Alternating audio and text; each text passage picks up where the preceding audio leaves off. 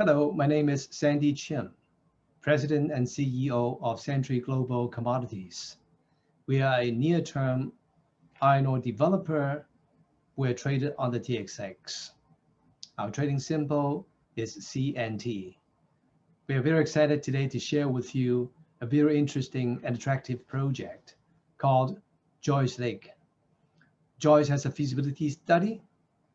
It has a net present value after tax of Canadian dollars 524 million at an iron ore price of $140 roughly US per ton. And the market is trading about $170 during the beginning of 2021. Before I share the very exciting details of the project with you, I would like to take you through a very quick overview of the iron ore market so that you can see the beginning and the momentum of the market for a new cycle within which we're going to be operating. Let me show you this slide. What you're seeing is the iron ore market since its inception, the spot market in 2009. But the cycle actually began in the mid of year 2000s. The cycle went to its peak, about $200 iron ore price US per ton. And then after big surge of supply to the market by an expansion spree of the major suppliers, drove the market down to the bottom, about $55 on average in 2015. It took a few years to come back slowly. And then 2020, our conditions are ready. The market picked up its momentum. Iron ore became the best performing metal with 74% increase in one single year. It actually beat all other metals by a big margin. In this cycle, or in the last cycle, in the bottom, iron ore market in terms of demand did not collapse. Price did. And it was a result of actually a big surge of the producers in this market. But in the meantime, demand has been steady and incremental, providing a new force for a new market to come. While during the bottom of the cycle, nobody is going into big expansions again, and therefore limiting supply so that a new cycle for another price rise is coming. Let me show you the demand side. China constitutes more than 50% of global steel production and more than 70% of iron ore import from the global seaborne market. I'm showing you here China's reliance on import is about 84% for the last few years. In terms of steel production, China never stopped growing over the last 20 years, except with a little pause at 800 million tons about 4 or 5 years ago, between 2013 and 16. Then China picked up the speed and resumed growing again. And now China has exceeded 1 billion tons of steel production by 2020. While on the other side, China needs a lot of import of iron ore. China imported iron ore roughly about 1.17 billion tons by year 2020. And throughout the entire last 20 years, China never stopped growing. And that's why the demand has been very strong and steady, be it incremental, not as fast as about 10, 15 years ago, but the demand is there to stay while China is still urbanizing from about 60% approaching to 75% of urbanization rate. On the supply side, you can see that actually the last cycle was all of a sudden facing a big surge of supply by between 2012 to about 2015. Supply grew kind of almost double in that space of 7 or 8 years, from less than 500 million tons amongst the 3 big producers to over 1 billion tons of supply among 4 big producers by about 2015, where the bottom of the market price cycle was. And then the big expenditure, as you can see in this slide, actually reduced when they completed their expansions.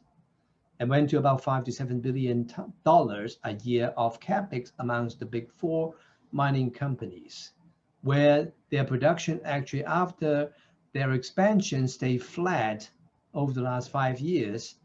And because there's no big expenditure on the capital side, therefore we're not seeing any future expansion in view unless and until they go through another multi-billion-dollar expansion that would push supply to another limit. There'll be another cycle. In summary, I think the market structure is an oligopoly, meaning that there's only a few suppliers, about 4 of them, supplying about 70% to the market. And there's only one bigger single buyer, China buying about 73% last year, about 1.17 billion tons. And that 1.17 billion tons in terms of total iron ore consumption represents about 84%. And that structure of oligopoly actually is the basis where this new cycle is beginning again. Our Joyce Lake project has 18 million tons of reserves of 60%, most of which, about 14 million tons, at about 61 to 62% Fe content with low impurities.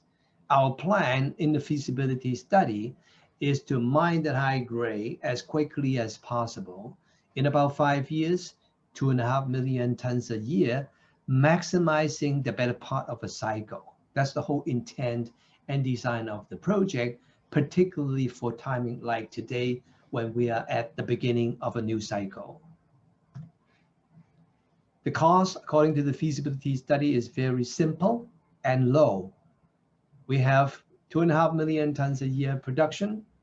It is basically a quarry operation, just mining, processing, and then we got a final product and ship them out. The mining cost is about $14 roughly per ton. The processing cost was only $2.25, basically involving crushing and screening.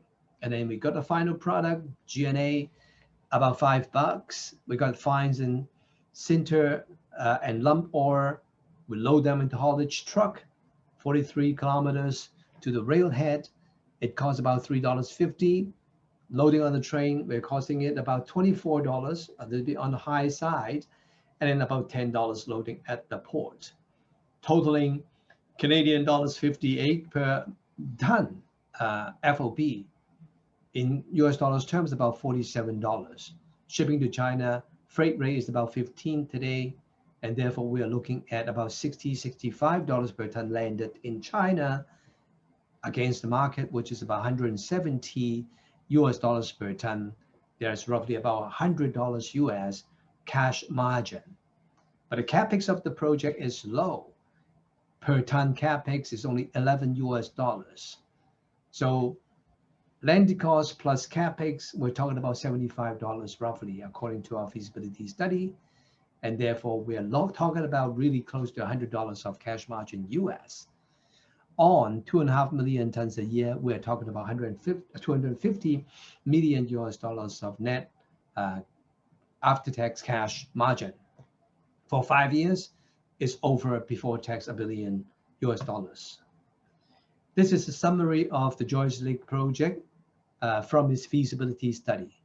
2.5 million tons I mentioned, 18 million tons of reserve, mining that as quickly as possible, the high grade, and therefore 5 years high grade for another 2 lower grade years of mining. Because it's a quarry operation, the construction time is very low, very short, about 1.5 years from being permitted. FOB cost mentioned about $58. Initial capex in total about $260 million Canadian. In terms of financial returns, at $142 of iron ore price, where the market is trading close to 170 US per ton, we have a net after-tax net present value of 524 million Canadian dollars at about 55% IRR after tax, and payback period about 1.5 years roughly. We have a base case of $95, but it's not relevant anymore given where the market is today at this juncture. In summary, Joyce is in the right cycle. Joyce is the right project with short mine life, maximizing initial cash production, and therefore capturing the most revenue and profit at the beginning of a cycle or at the better part of the cycle in terms of pricing.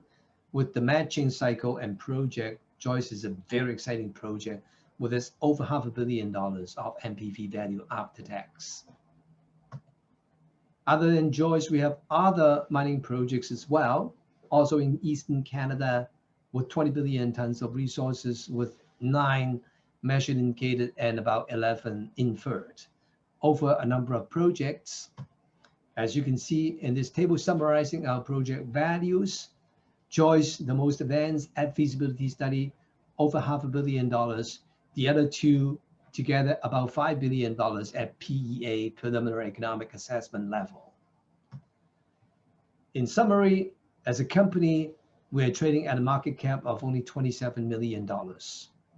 We have $25 million of net book value of our asset, including $17 million of liquid working capital.